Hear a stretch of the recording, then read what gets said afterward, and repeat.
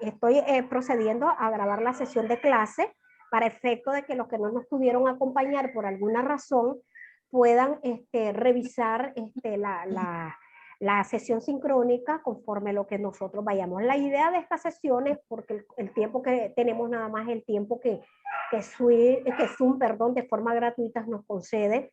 Entonces ese es el tiempo, no es que vamos a estar desarrollando las 2 horas que normalmente lo hacemos. Cuando hacemos estas sesiones sincrónicas, chicos, es tratar nada más de poderles aclarar a ustedes dudas que tengan sobre el material o la información que tienen ustedes en plataforma. Y en el caso de que no hay dudas, pues hacer un resumen de lo que tienen ahí ustedes. Un placer, Amlet. Te tenía en la otra clase de Derecho Tributario, ¿verdad, Amlet? Ok, terminamos hace poco. Me imagino que es que estás llegando de tu trabajo y por eso no te pudiste conectar. Ya, ok. Voy a revisar si te conecté, perdón, si te anexé al grupo, porque solo que si no te he anexado al grupo, es que no recibiste la notificación de la sesión sincrónica, que también ese puede ser otro motivo. Porque yo les decía a los muchachos, me suena que Amlet no lo conozco, me es nuevo su nombre. Le digo yo, y ahí va a ver usted la grabación de Derecho Tributario que hice referencia a usted, pero creo que lo tengo en otra clase, en otra asignatura. Pero no nos acompañó, sí, así es. Ok, perfecto. Sí, él es carita nueva, efectivamente. Pero lo que no sé es que si vas a estar presencial o virtual, a mí. Presencial. Presencial, ok. ¿Has ido a sesiones? No te recuerdo, ¿verdad que no has ido? Capaz y fuiste el sábado pasado que yo no llegué. Ok, así pasa, ni modo. Ok, muchachos, no sé si tuvieron dificultad con la guía de la semana pasada que se les venció el viernes, y para esta yo creo que tienen un poco de descanso. Déjenme revisar y les confirmo un poquito si tienen alguna asignación, pero no lo recuerdo porque ya estamos casi en la recta final. Para esta sesión 4, así tienen una tareita, tienen otra tareita, tienen una tareita de que van a hacer una investigación. Vamos a ver porque hay personas que nos están requiriendo. Ingrid está teniendo problemas para ingresar. Manuel ya había ingresado. Está Rosibel, dígame. Disculpe por interrumpirla, pero no se preocupe. ¿Cuándo nos toca el examen de su clase? ¿Este próximo sábado o el de este en 15? Sí, recuerden que apenas vamos a la sesión 4. Ustedes lo tenemos, es la tercera hora. El examen lo vamos a tener, es impar. Lo tenemos en la séptima sesión. Si no me equivoco, la tenemos en la séptima. Sí, la tenemos en la séptima, porque el primer examen son pares. O sea, son la primera y la tercera hora. Pues no, la tenemos en la primera, la tenemos en la sexta sesión con ustedes. En la sexta sesión, ¿qué quiere decir? Que tenemos cuarta. Ahí tenemos a Francela, permítame, a Francela Mejía.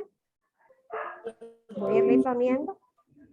Graciela, es que se me había salido ahí. Entonces tenemos el examen para la sexta sesión, o sea que tenemos todavía sesión cuarta este próximo sábado. Tenemos todavía sesión en 15 días, en 22 días sería la evaluación, o sea, tomando en cuenta de sábado, ¿verdad? Traten siempre, porque es bastante historia, voy a tratar de... Dígame.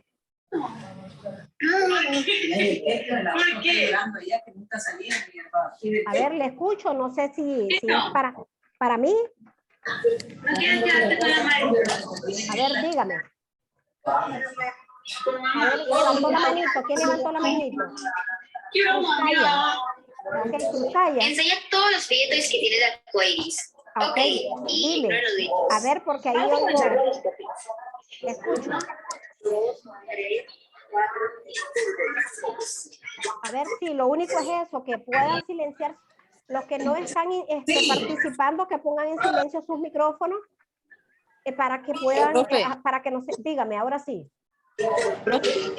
La pregunta he tenido 3. ¿Perdón? La tarea que nos dejó de las 29 preguntas es del contenido 3. Esa es de la sesión 3. Ya es la que se venció el día viernes, muchachos. No sé si ustedes lo lograron revisar y la subieron, porque en esta sesión 4, para esta sesión 4 tenemos una investigación. Tenemos una investigación, Profe, no era el ensayo, la de la sesión. Profe, No. disculpe, según el aula virtual, lo de las preguntas vencen hasta este viernes, el 11 de febrero. Sí, profe, hasta este viernes, exacto. Lo que pasa, recuerden, muchachos, que en derecho se les habilita desde la semana pasada, miércoles. Se les habilita, pero básicamente es la sesión 3 del sábado pasado. ¿Qué quiere decir? Efectivamente tienen toda la razón, que a ustedes ya se les vence el día viernes. A ustedes se les vence el día viernes. No, esta pues. Este viernes, sí. Sí, este viernes. Pues sí. Sí, porque la que vimos fue lo del ensayo, profe. Sí, así es. Y ahorita que revisé el cuestionario de las 29 preguntas. Así es. De aquí no hay más tareas, de verdad, no subí. Hay una para la próxima, pero esas se las van a activar. Se las van a activar hasta como el miércoles, pero esa es para la siguiente semana. ¿Qué tal, William? Para esta. Ok, Entonces la pendiente la pendiente. Sí, ustedes las preguntas, efectivamente, la guía es la que ustedes van a subir a más tardar el viernes. Ok. Es bastante investigación porque efectivamente tienen que leer bastante. Es una guía bastante grande. Pero ¿es en el contenido de la sesión o hay que investigar por aparte? No, no toda la información no la van a hallar en el material que tienen proporcionado. Tienen que ustedes investigar por su parte. ¿Ok? Correcto. Bueno. Ok, perfecto. Entonces, vamos a ver entonces si comparto, y aquí voy siempre admitiendo, muchachos, grupos nada más que me entraron para efecto de contestar preguntas y podamos hacer el resumen. Quiero que se identifique para poderle poner para efecto de ponerle la asistencia. Entonces necesito que me digan quién está ahorita. Yo le voy a compartir para efecto que tengamos. ¿Alguien dejó activado nuevamente el micrófono? ¿Alguien dejó y se está escuchando todo? Para que nos ayude. Ok, perfecto. Ahí. Ok, entonces hablemos y podamos responder todas las dudas que tengan ustedes respecto a la temática. Quiero ver que ninguno esté esperando en sala ser admitido. Por favor, me dice, alguien ingresó, pero solo se mira como un correo, muchachos, para que podamos dar inicio a la clase. Ok, vi que había pregunta sobre la parte de la democracia, ¿sí o no? ¿Alguien preguntó de democracia representativa? Me parece que logré ver ahí que habían escrito. Profe, yo no entendí una pregunta de las que dejó de tarea. Es la 25, que dice qué era y cómo estaban integrados los jurados populares y discasterios, si no me equivoco. Ajá, Y no lo supe entendí. cómo Sí.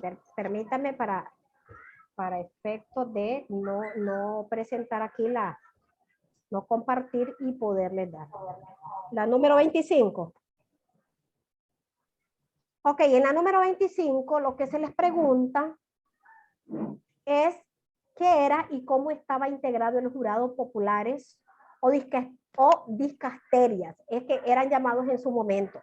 Bueno, en primer lugar, recuerden que ellos se ejercía una función de jurado en la cual básicamente los ciudadanos no concurrían por motivos que lo impedían por su propio desempeño. O sea, que era un deber para quienes no estaban incursos en causas de incompatibilidad o prohibiciones. O sea, que se limitaba a ciertos procesos a los ciudadanos estaban prohibidos, o sea que los procesos no estaban, digamos, abiertos como para todos, como lo que conocemos en la actualidad, que los procedimientos son para todos los ciudadanos que consideran a bien hacer uso de las instancias correspondientes. En ese entonces no.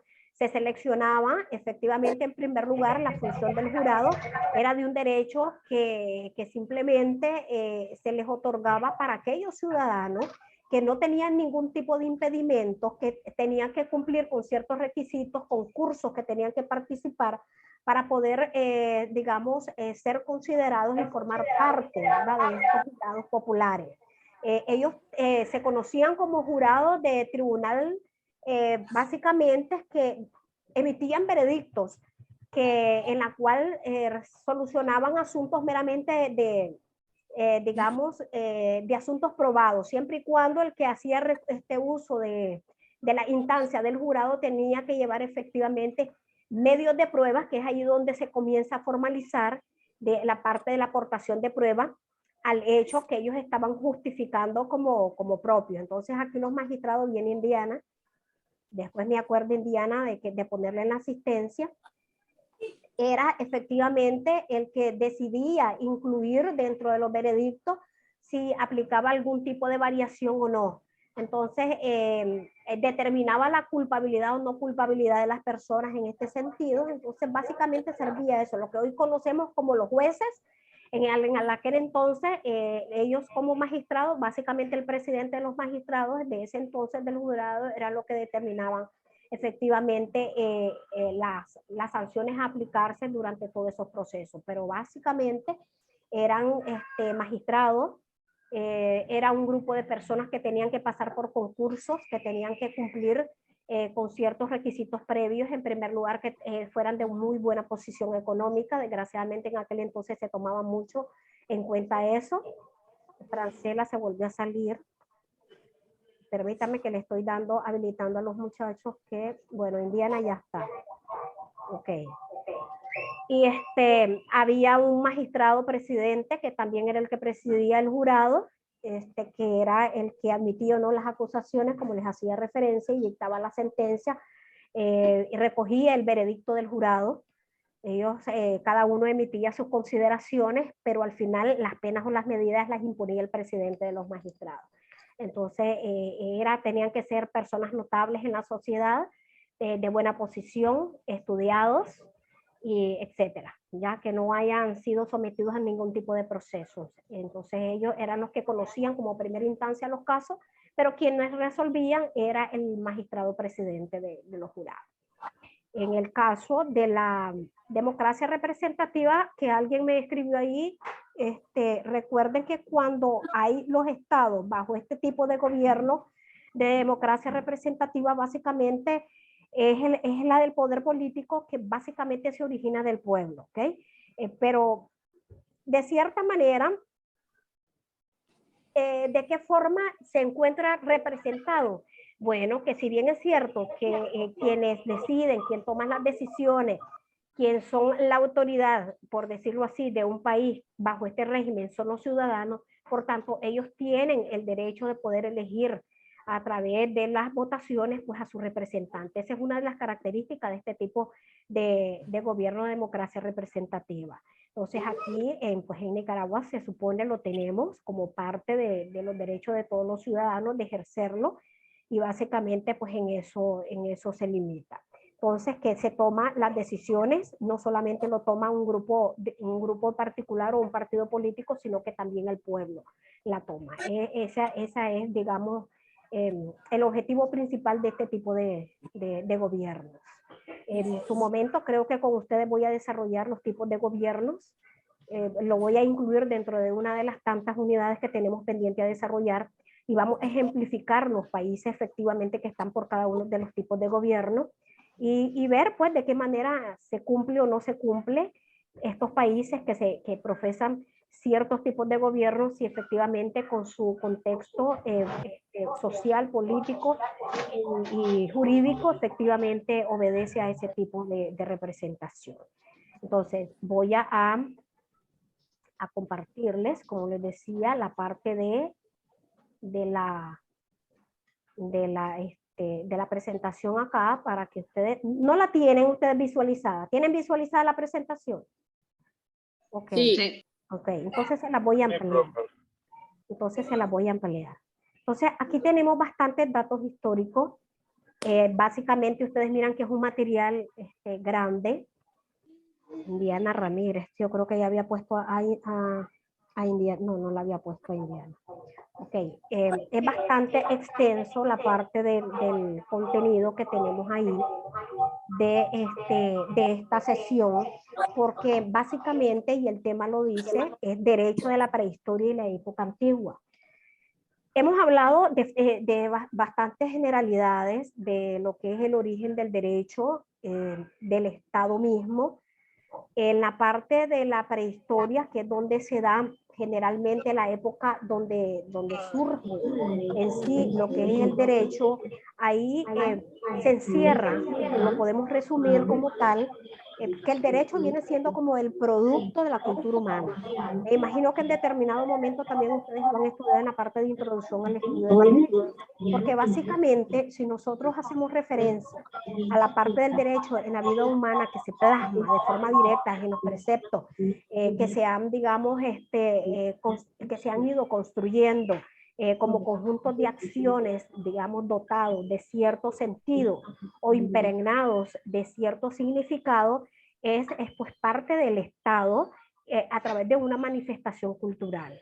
Entonces, desde el origen del hombre en cuanto a la cultura, como parte del conjunto de acciones de la vida humana misma, que digamos que ha realizado ciertas formas de vida que son muy particulares en cada sociedad, en cada espacio vital y social. Entonces ahí se da la parte del ámbito humano que se da de forma colectiva. Al darse, digamos, el origen como tal del hombre y al plasmarse la parte del derecho como unas normas, digamos, preconcebidas por el hombre, porque es el hombre el que lo ha estado, digamos, dando el origen y la ha estado perfeccionando, la ha venido cambiando y la ha venido adecuando a las necesidades mismas del hombre en cada lugar y en cada época. ¿Okay? Recuerden que el derecho que surgió, por ejemplo, en nuestra época antigua, no es el mismo derecho que tenemos hoy. ¿Que tiene sus orígenes en esto? Sí, pero estas se han venido mejorando, estas se han venido perfeccionando, estas se han venido adecuando a nuestras necesidades como personas, ¿verdad? Como sociedad. Entonces, las costumbres y las necesidades de nosotros, por ejemplo, como nicaragüenses, no son las mismas necesidades que va a tener, por ejemplo, un canadiense, no son las mismas necesidades que va a tener un español. ¿Por qué? Porque todo depende de su contexto social, económico y político, querramos o no, muchachos. ¿Ok? Por eso es que en su momento, cuando nosotros hablamos a veces de constituciones con un contenido ideológico, tiene que ver mucho con la parte del origen del derecho y el origen del Estado. ¿Por qué? Porque si bien es cierto, está dentro de una de las tantas clasificaciones de constituciones que tenemos a nivel mundial, pero no todas lo adoptan.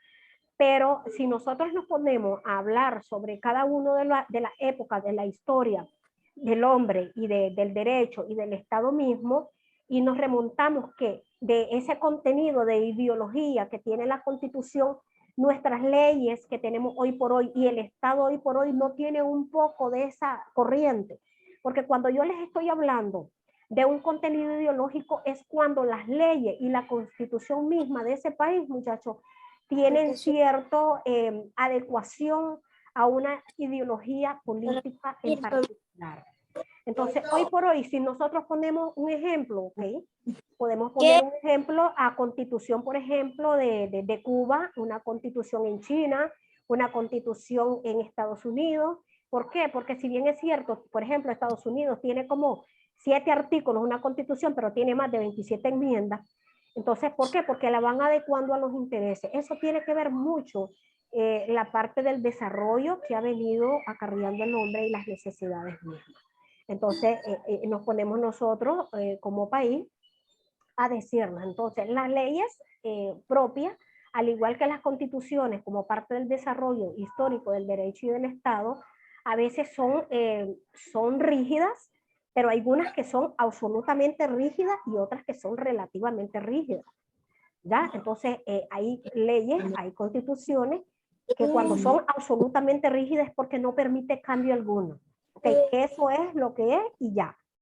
Hay otros que suman lo que son las derivadas y generalmente nosotros somos campeones en las partes de las leyes que tienen un origen y tienen una naturaleza también constitucional derivada. ¿Por qué? Porque las derivadas son copia íntegra de constituciones que existieron en el pasado o leyes que existieron en el pasado en el mismo país, en la misma nación, o que nos copiamos de constituciones de otros países. Y por eso le digo que somos campeones, porque nosotros tenemos cantidades de leyes, que la mayoría de las leyes que tenemos son copias íntegras de otros países que tienen el mismo contexto histórico, social y político. Entonces, por ahí nosotros podemos hacer y presentar y visualizar la parte del derecho como digamos, una corriente que viene, digamos, teniendo su origen de la conducta de todos y que es importante tomar en cuenta, pues, aspectos, como ya les dije. Hoy por hoy se le suma el económico y el tecnológico, dicen hoy por hoy, que no solamente tiene que ver con cuestiones políticas, sociales y culturales, pero ya es cuestión de cómo lo visualiza cada quien, ¿verdad? Entonces, en esta primera parte, que hablamos ya de lo que son los antecedentes del derecho en la prehistoria hasta la época contemporánea, si vemos aquí, efectivamente, el hombre en la época primitiva desarrolló ciertos aspectos, unos los desarrolló más que otros, aspectos propios de su época, que tuvo que ver mucho con el ingenio que nosotros como personas o el hombre como persona dentro del derecho constitucionario o dentro del derecho de costumbre ha tenido que adoptar o ha tenido que ir moldeando conforme el tiempo. Por ejemplo, los agricultores, la parte de la ganadería en aquel entonces, en esa época, se sacaba mucho provecho porque básicamente de ahí dependían no solamente el sustento del hombre de aquel entonces, sino que eso también servía para distinguirse en los grupos sociales, el que tenía mayores producciones, el que tenía mayor tierra, el que podía ofertar más productos, y vienen ahí la parte del trueque, que también que se dan los intercambios, porque usted producía ciertos granos o ciertos cultivos que otros grupos no lo hacían y comenzaban a comercializar. Entonces, las personas comerciantes en ese entonces pues tenían que ver mucho con la parte de la reputación del vendedor. No podían efectivamente después hacer los intercambios, tenían que, para poder obtener otras herramientas que iban a utilizar, y iban ellos, lo que nosotros conocemos hoy por hoy como tecnificar y mejorar la parte de las herramientas de cultivo, ellos comenzaron a idear otras formas de cómo mejorar la parte de la producción y la agricultura, y ellos vieron la necesidad no solo de intercambiar, sino de vender. No todas las personas podían efectivamente realizar este tipo de actividad.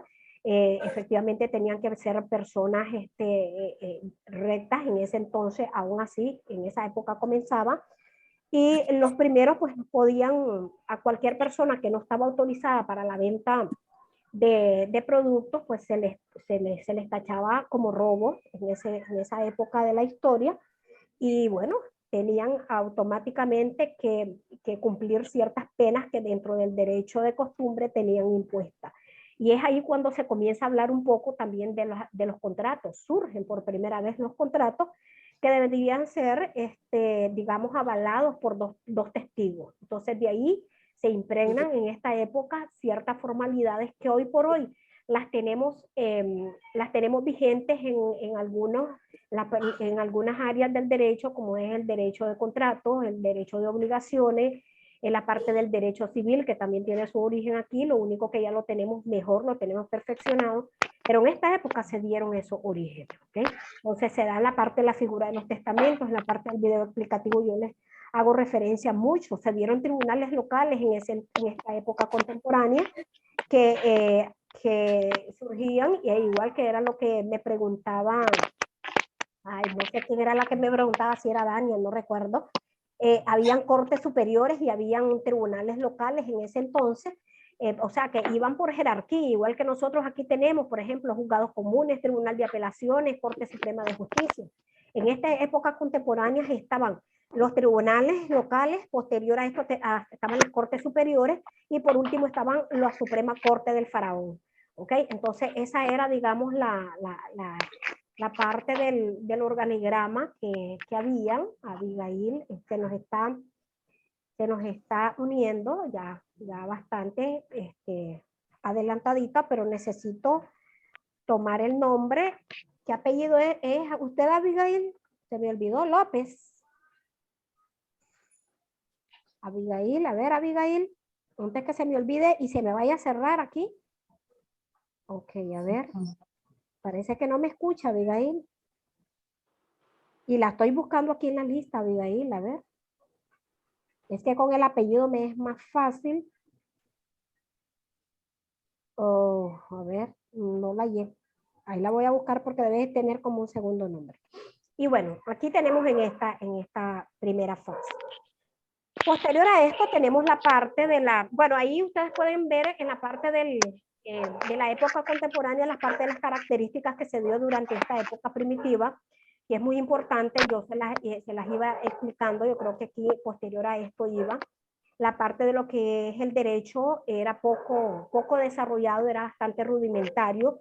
¿Por qué? Porque básicamente lo que se respondía era una organización de tribus, nada más, de los pueblos. Entonces no había, digamos, un derecho, digamos, perfecto. Apenas se comenzaban a elaborar los contratos y tomar decisiones que son ya lo que conocemos hoy como parte de derecho. También es la parte del derecho constitucionario en el sentido de que todo era determinado y todo se resolvía en dependencia de la conducta del hombre. La repetición de las mismas tenía que ver mucho con la parte de la solución de los conflictos que se daban o problemas que era de obligatorio cumplimiento. Sí, se utilizaba por el sistema y la época fuerzas obligatorias de normas que en su mayoría pues no estaban escritas.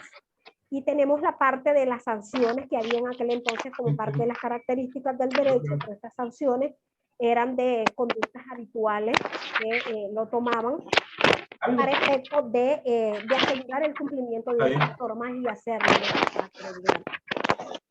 Y ahí, en la parte del derecho egipcio, efectivamente, aquí nosotros estamos haciendo referencia a que existió aquí también una Corte Suprema, como lo existió en el tiempo de la época contemporánea.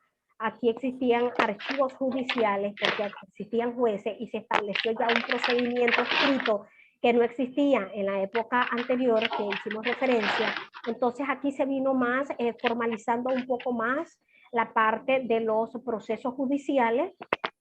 Había mayor, digamos, entrega de las personas que se encargaban de la administración de justicia, que desgraciadamente vino a decaer al momento que entraron la parte de los feudales y se vino, digamos, dejando sin efecto todas estas disposiciones porque realmente atentaba con ciertos intereses de personas particulares de la época. Efectivamente, eso se dio.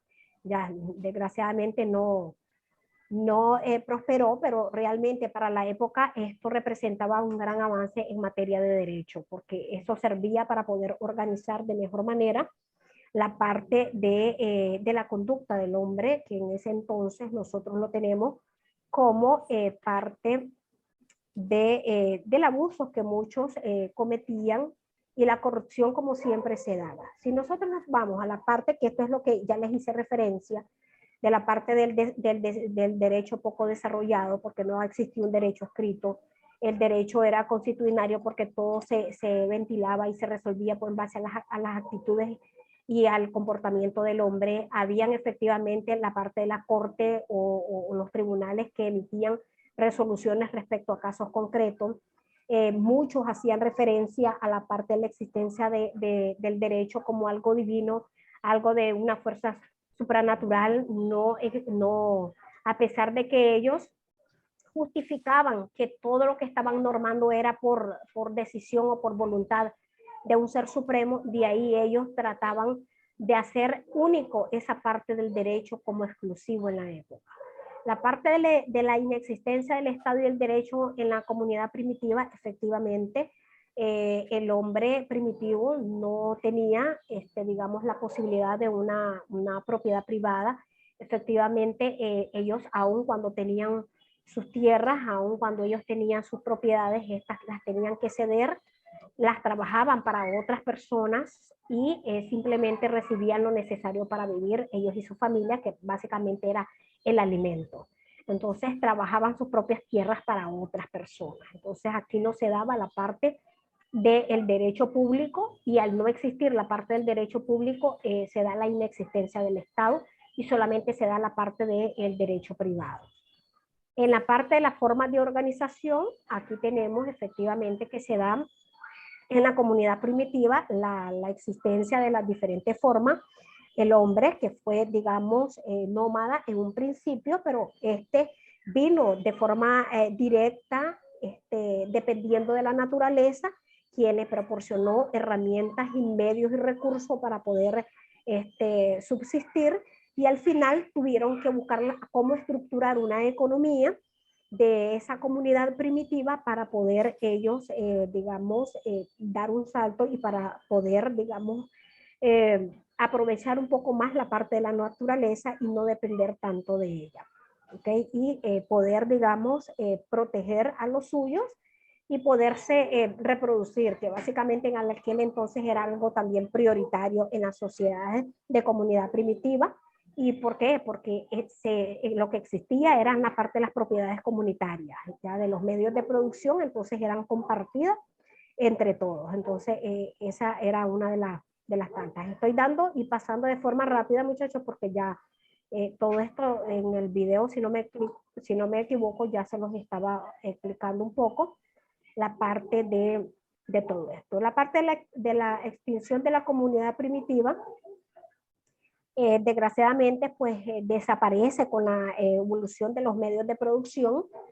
Fue, digamos, un arma de doble filo, si bien entonces necesitaban subsistir también a los peligros de la naturaleza, pero el tecnificarse un poco, el avanzar y crecer un poco, y al surgir estos medios de producción, pues es cuando se comienza a dar la división de trabajo y se comienza a dar la división organizativa de las comunidades